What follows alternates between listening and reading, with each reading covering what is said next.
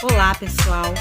Eu sou a professora Adelaine e vou trazer hoje para vocês uma aula rapidinha sobre os ácidos nucleicos, o DNA e o RNA.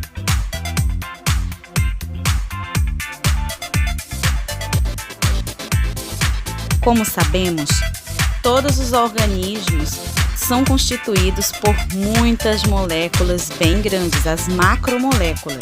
E os ácidos nucleicos são constituídos pela polimerização de unidades chamadas nucleotídeo. Cada nucleotídeo contém resíduos de uma molécula de ácido fosfórico, de uma pentose e uma base úrica ou pirimídica.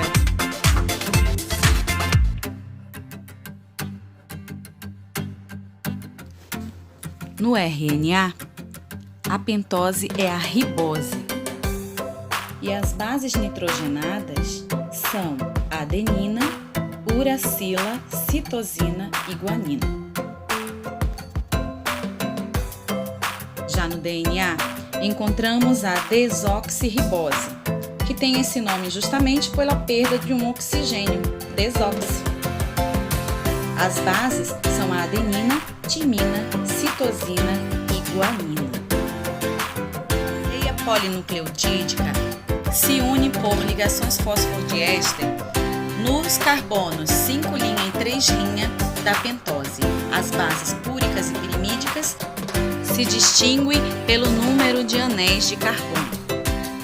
Existem dois tipos de ácidos nucleicos: o desoxirribonucleico, ou DNA, e o ribonucleico, ou RNA. Então anota aí, cada molécula de ácido nucleico contém pelo menos uma cadeia de nucleotídeos, formada por ligações fosfodiéster entre os carbonos 3' e 5' da pentose. O DNA consiste em duas cadeias de nucleotídeos dispostas em hélice e foi descoberta por Watson e Crick. Disse que essas cadeias são antiparalelas. Em função disso, em cada extremidade da molécula, uma das cadeias polinucleotídicas termina em 3' e a outra termina em 5'. As bases púricas e pirimídicas de cada cadeia polinucleotídica situam-se dentro da dupla hélice, em planos paralelos entre si e perpendiculares ao eixo da hélice, como se fossem degraus de uma escada. O pareamento de purinas com pirimidinas corresponde ao diâmetro da dupla hélice. Por serem complementares, a quantidade de nucleotídeos púricos será sempre igual à dos pirimidínicos. Ou seja, a quantidade de bases púricas corresponde à quantidade de pirimídicas. Diferente do DNA, o RNA é um filamento único e só existe excepcionalmente para formar filamentos duplos complementares. São 3 tipos de RNA.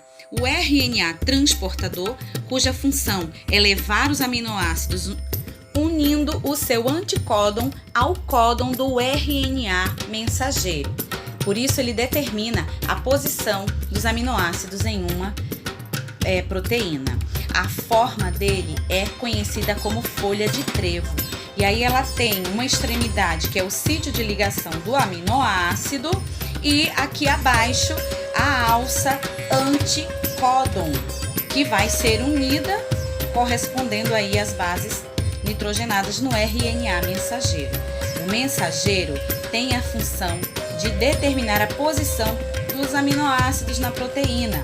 Ele é feito a partir de um filamento de DNA que a gente conhece por gene.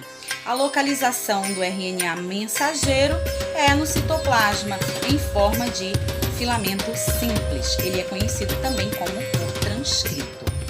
Já o RNA ribossômico, ele combina-se com o RNA mensageiro para formar os polirribossomos.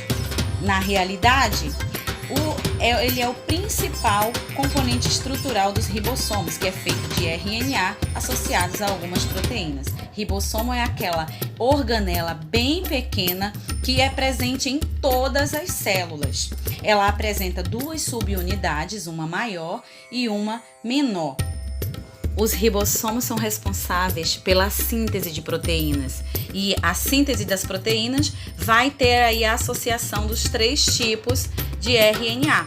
O RNA mensageiro, que é a fita produzida a partir de uma molécula de DNA, e o transportador, que traz aí os aminoácidos.